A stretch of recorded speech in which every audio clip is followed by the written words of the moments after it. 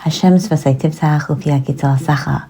We're now in the 13th Perek of Yehoshua. In this Perek, Yehoshua Zakin, he's old, Baba Yamim. What does it mean to be Baba Yamim? So if you remember, Avram it says Baba Yamim, and Sarah it said Baba Yamim. That means that they fulfilled every moment, every day to its maximum, to its fullest.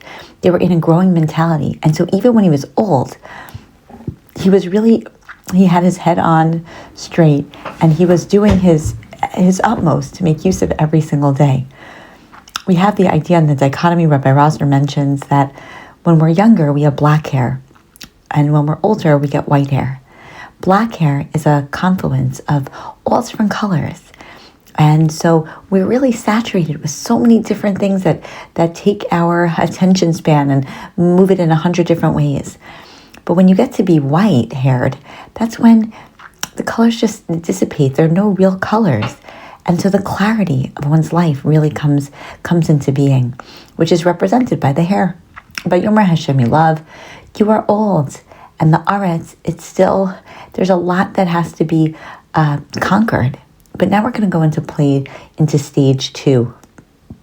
And that is, it's going to be important that even though there are tons of territories that have not been accomplished, that have not been divided up, everything from the Shichor, Asher Al Pnei Mitzrayim, which some say is the Nile River, until Ekron and the Canaanim and all the 5 different lords of the Plishtim. So there's a lot of land that still has to be conquered, and he completely delineates all of that. But I'm going to take care of that. What I need you to do is I need you to divide up the land into all the nachlos for the 9 tribes and the half a tribe of Menashe. Why in the world would he have to do that? It doesn't make any sense, because first you conquer, then you divide.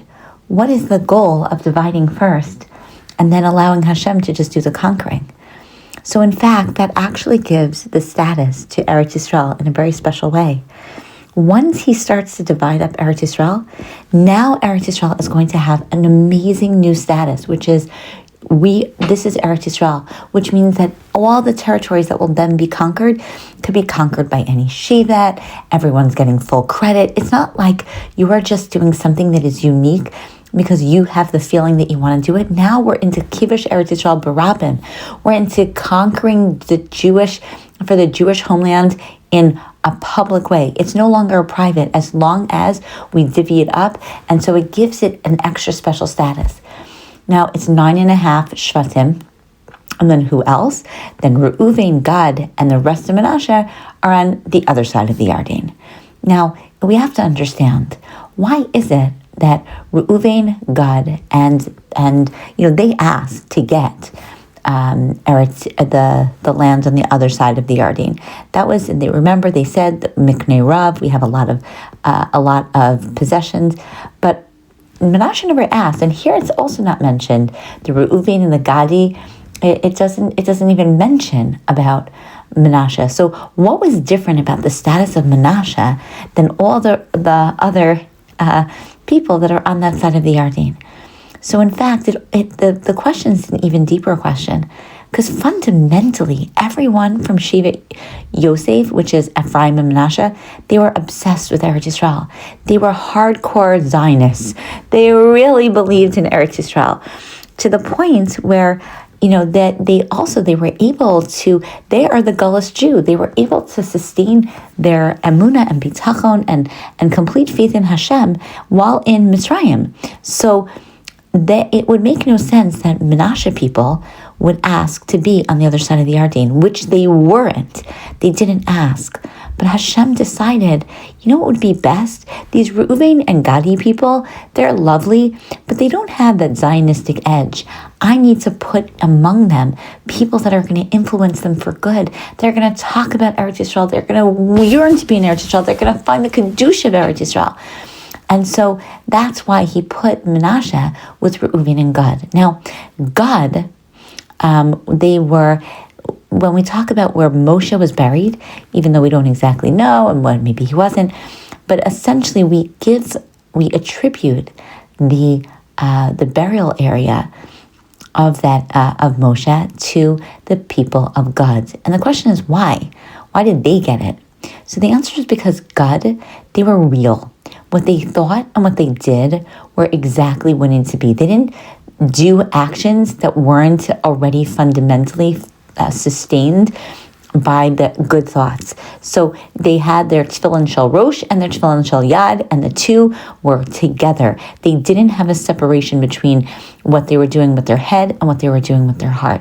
And that's what they learned from Moshe. Moshe, he was a manhig, he was the leader, and he made sure to teach them what to do with their head and with their heart. And so Hashem, again, we always know, Hashem rewards every little action.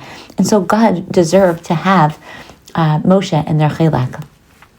And it goes through, again, all of the other nations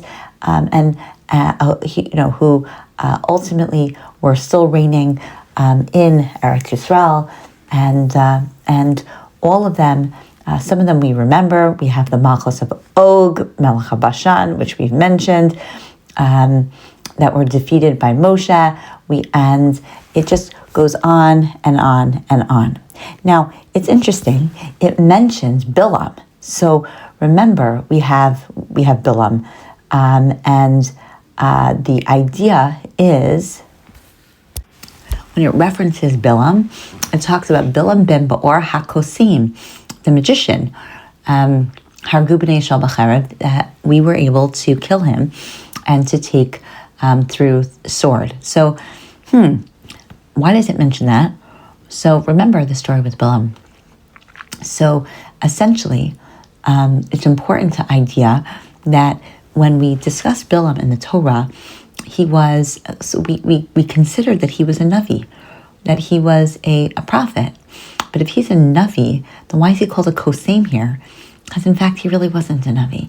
He was really a Kosem. He's just a magician. He didn't have any superpowers.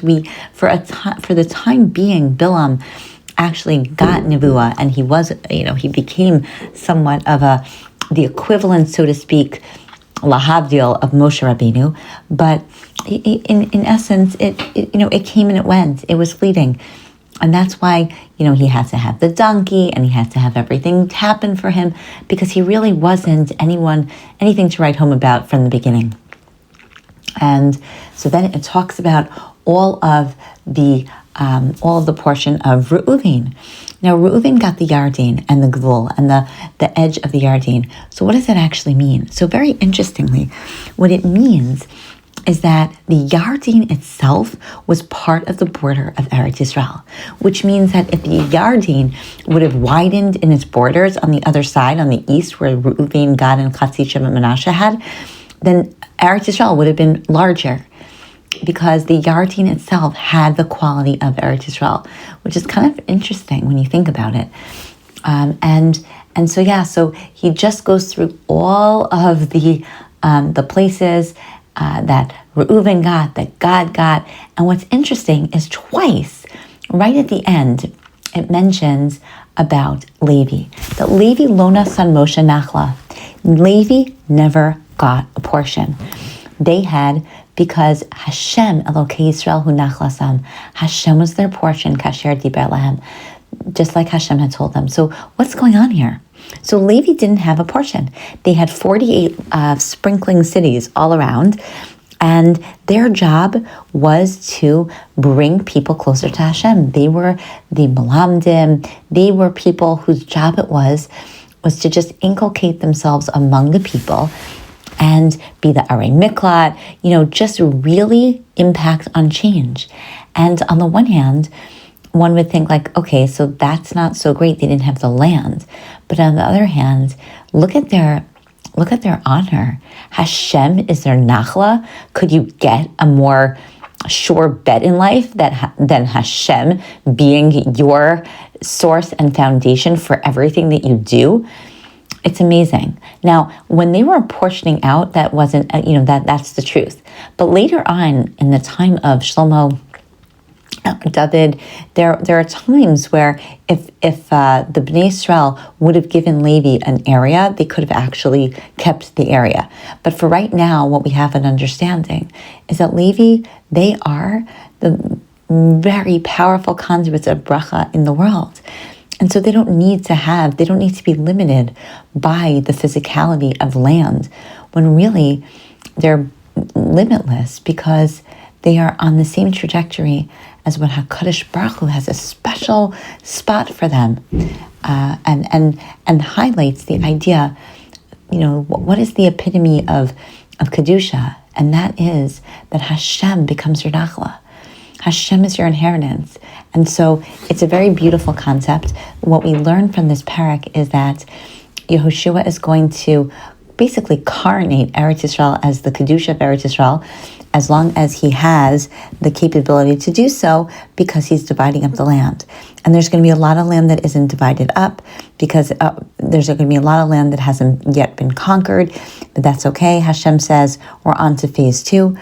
And what we learn about is a little bit about why each of the Shvatim got what they got, why it was that they deserved what they had, why it is that every piece of land was really tailored specifically for, the reasoning and the rationale, which again, on a deeper level, highlights what we have to remember and know to be true, which is that Hashem only gives us exactly what is tailor-made for us and for what makes the most sense for us, not for other people.